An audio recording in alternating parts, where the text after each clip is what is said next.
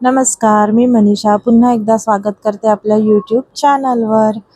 तर मी ही मिशोवरून साडी मागवलेली होती खास गुढी शिवण्यासाठी. हा तिचा ब्लाऊज पीस आहे आणि ही साडी आहे. छान अशी साडी आहे. आजकाल म्हणजे गुढीसाठी ही साडी खूप व्हायरल आहे असं म्हटलं तरी चालेल. म्हणून मी पण म्हटलं की चला आपण पण यातली एक साडी मागवून बघूया म्हणून. ही साडी ऑनलाईनच मिळते. मी खूप इथे दादर मार्केट किंवा इकडेचे सगळे मार्केट मुंबईचे पालथे घातले, पण ही साडी शक्यतो नाही मिळत, ऑनलाईनच मिळते. तर म्हटलं चला मागवूया आपण पण ही साडी. छान एकंदरीत साडी छान आहे. तर अशी मी इथे ही पहिले 2 मीटर साडी अशी कट करून घेतेय. त्याच्यातून आपल्याला शाही मस्तानी गुढी बनवायची आहे. त्यासाठी मी इथे 2 मीटर अशी साडी कट करून घेते. ह्या 2 मीटर साडीमध्ये आपल्या 2 गुढ्या सहज आरामात बसतात. तर या साडीची साधारण उंची 45 इंच एवढी आहे. तर आपल्याला जेवढी गुढीची उंची घ्यायची आहे त्याप्रमाणे आपण इथे ती टाकायची. आता मला इथे 27 इंचाची गुढीची उंची घ्यायची आहे. तर मग इथे मी वरून खालच्या बाजूला 27 इंच मार्क केलंय. साडीमध्ये आपली फोल्ड आहे. लक्षात घ्या की साडी आपली 1 मीटरमध्ये बरोबर फोल्ड आहे.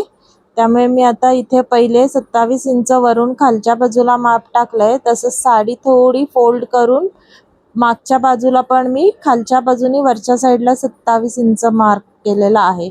त्यामुळे काय होतं की आपल्याला हे असं क्रॉस मार्क मिळतात, बरोबर क्रॉस मार्क मिळून जातात. आता हे क्रॉस मार्क मी जॉईंट करतेय. अशी एक रेघ ओढून घेते आणि तिरकी रेषा ओढून घेतेय. जिथे आपण मार्किंग केलंय त्याप्रमाणे मी इथे तिरकी रेषा अशी ओढून घेतेय.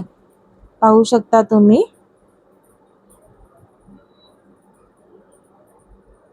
अशी तिरकी रेषा ओढली की काय होतं की आपल्याला कटिंग करताना काही प्रॉब्लेम येत नाही.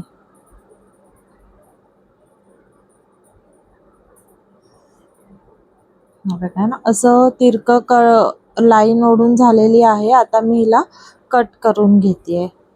त्यामुळे काय होतं, 2 आपल्याला भाग मिळतात साडीचे त्रिकोण. एक खालचा भाग, एक वरचा भाग, आणि त्या 2 त्रिकोणाच्या 2 गुढ्या अशा होऊन जातात. म्हणजे गुढीची साडी अशी मिळून जाते आपल्याला. म्हणजे 2 मीटरमध्ये 2 साड्या सहज होतात शाही मस्तानी.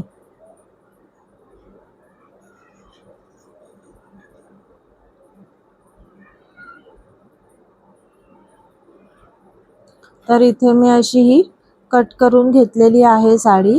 आता काय होतं, आपल्याला प्लेट्स टाकायच्या अगोदर, म्हणजे ज्या प्लेट्स टाकणार त्याच्या अगोदर एक सुंदर असं कापड सरळ करून घ्यायचं, म्हणजे त्याला आयरन करून घ्यायचं, जेणेकरून आपल्या प्लेट्स अशा व्यवस्थित बसतील. बघा मी आता, आणि सोबत इस्त्री मी सोबत ठेवलीच आहे, कारण प्रत्येक वेळेला मी प्लीट्स घेताना अशी इस्त्री त्याच्यावर मारतेच आणि प्रत्येक प्लीट्समध्ये जवळजवळ अर्धा इंच ते पाऊण इंच अंतर सोडते. जेणेकरून काय होतं की प्लीट्स आपल्या अशा बाहेरच्या बाजूला जातात आणि साडीला असा घेर दिसतो. अशा पद्धतीने मी इथे झिगझॅगमध्ये ह्या प्लीट्स टाकून घेते, आणि प्लीट्स पण अगदी सहज बसतात. असं नाही आहे की खूप कष्ट करावे लागतात त्याच्यामागे.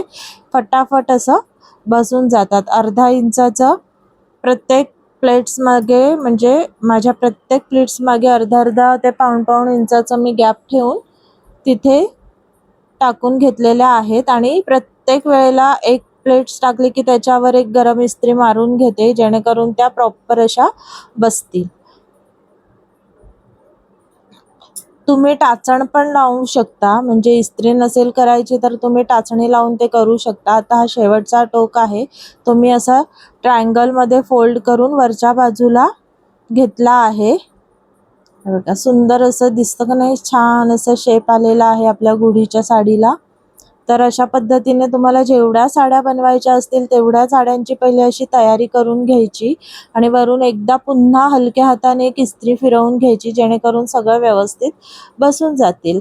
अशा पद्धतीने आपल्या ह्या गुढीच्या साड्या तयार झाल्या आहेत. आता आपलं मशीनचं वर्क आहे. मशीनचं वर्क एकदम म्हणजे एकदम सोपं आहे. पहिले आपण साधारण एक धावती टीप मारून घ्यायची, जेणेकरून आपल्या प्लीट्स मागे पुढे राहणार नाहीत किंवा हलणार नाहीत. त्यासाठी आपण एक धावती टीप अशी इथे मारून घ्यायची. आता आपल्याला गुढीच्या साडीसाठी जी डोरी बनवायची आहे तर ती पण बनवून घ्यायची। त्याच्या अगोदर आपलं जे खालचं टोक आहे ज्याच्यातून आपले धागे बाहेर पडू शकतात, तर त्याला आपण उलट बाजूने एक धावती टीप मारून घ्यायची, म्हणजे दुमडून तिला एक टीप मारून घ्यायची आणि दोरीला अशाच त्या ब्लाऊज पीसच्या कापडाचे मी लटकन लावून घेतलेले आहेत। आणि आता हे एक्स्ट्राचं कापड जे आहे ते कापून टाकलेलं आहे आणि ब्लाऊज पीसच्याच तुकड्यातून मी हे इथे 1 इंचाचं असं कापड घेऊन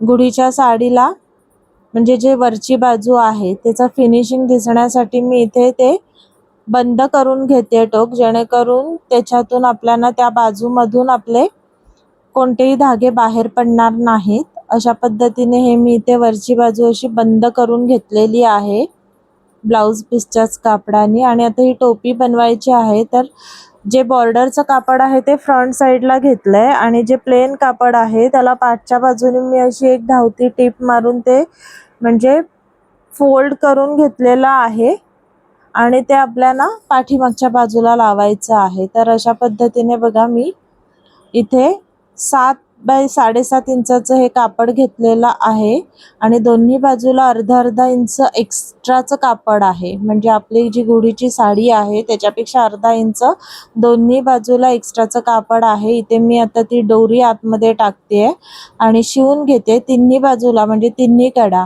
डावी उजवी आणि वरची बाजू अशी मी इथे शिवून घेते।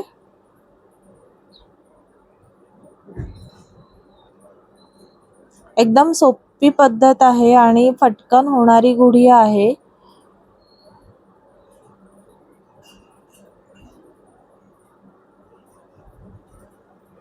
अशा पद्धतीने दोन्ही बाजूला मी दोरी लावून घेतली आहे, जेणेकरून आपल्याला गुढी बांधायला ती उपयोगात येते। आणि अर्धा इंच आपण जे बाहेर घेतला आहे टोक, तिथे बरोबर असं कडेला आपण इथे लॉक करून घ्यायचं। अशा पद्धतीने आपली शाही मस्तानी गुढी रेडी आहे। तुम्हाला कशी वाटली ते मला कमेंट्समध्ये नक्की सांगा। नवीन पाहत असाल तर माझं चॅनल लाईक, शेअर आणि सबस्क्राईब करा। थँक्यू, धन्यवाद।